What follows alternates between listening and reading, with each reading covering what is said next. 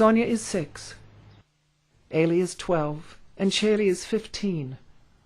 All 3 girls suffer from an unknown type of muscular dystrophy. A nurse from the Department of Child Welfare came and asked me if I would take a handicapped girl that was 12 years old. That was Shelley at that time. And she told me about her, and it was my 51st, or maybe my 52nd birthday. And I said, well, let's go get her. So we went out there, and Shelley was on a bed in the backyard, and that was where she lived. Last on the food chain, because she didn't say anything and didn't holler because she didn't have the strength to holler. She was so weak and so skinny that I didn't believe that she could really be alive.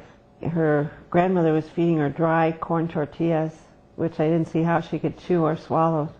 We decided that we would take Shelley to the house, and then Renee turned around and walked around the front of the house, and there were 2 little sisters crawling in the dirt that had the same disease, and Ellie and Sonia.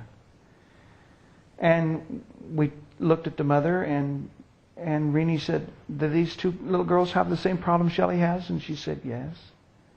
And Renee says, well, what are you going to do with them? And she says, well, I'm going to go tomorrow and see if I can put them in an orphanage. We just decided on the spot that we'd take all 3 of them. And they've been with us now almost 4 years.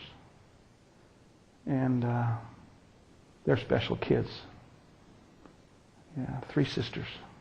Hey, you, yay! Shelley's 15th birthday was last spring, and a Mexican girl's 15th birthday is like her debut. So in families that can afford it, they get a long gown, and they have a special cake that looks much like a wedding cake, and there's a special ceremony passing from little girl to womanhood. And so we did that for Shelley, and she had a really pretty dress, and she had this quince cumpleaños, they call it, the 15th birthday. And her family came, and we're quite amazed that we would go to the trouble of doing that for Shelley, but it was a wonderful experience. It was just so much fun. But Shelley picked out the quinceañera. That was Shelley gets to pick out her escort. And of all of our employees, there's a young man who's the son of one of our employees. He's a very handsome 21-year-old young man, and Shelley picked him. So she's a typical teenager. You're good, huh? Yeah. I like it.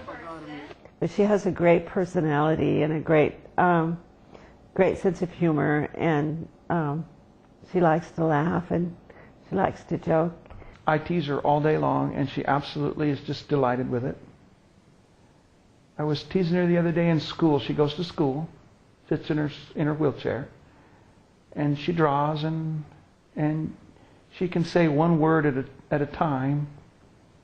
But I was teasing her the other day, and I turned to say something to the teacher, and I made the mistake of turning my back to her. And she can move her head a little bit, and she can move one arm, and that's how she draws. And so she flopped her one arm over off of the table on her wheelchair, and she pinched me on the fanny. And I thought she was going to almost die from laughing. She was laughing so hard. It was so cute to watch her. I just wish that I would have been able to spend some time with her when she was stronger, because she is so much fun to be around and so special. I think everybody that comes there as a child that they really, really, really attach to, and mine is Ellie, because her disability makes it so she really doesn't have any use of her muscles.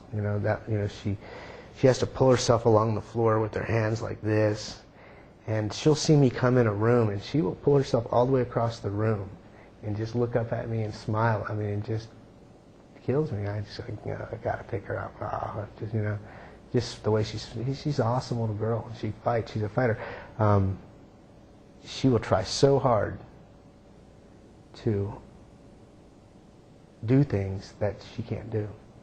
The other day I was moving some beds for moving the girls out of one room and the boys into it, and I said, "Hey Ellie, give me a hand. I need this pillow taken in the other room." And it's a big pillow.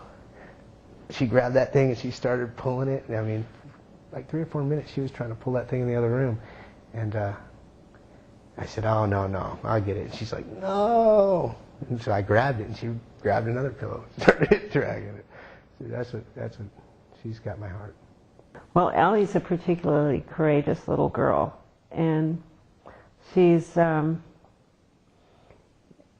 like the poster child of Gabriel House, because she's always out there in front smiling and waving at people and greeting them, and she has a very hard time talking because her diaphragm muscles are very, very weak. So pushing air out to talk is a real task for her, but she always manages to get a few words out, and she's always trying to participate, however difficult it is for her to raise her hands in an exercise in the school, or to move her body from one place to another, and that means on her tummy, like a snake. She just literally moves herself along like that, but that's what she does.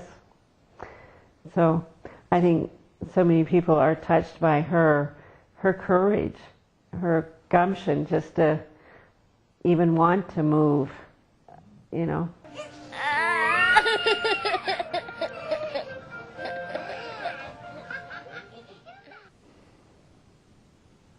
I think that one of the reasons that the children that we have in our home respond to everybody the way they do is because they know that they're loved.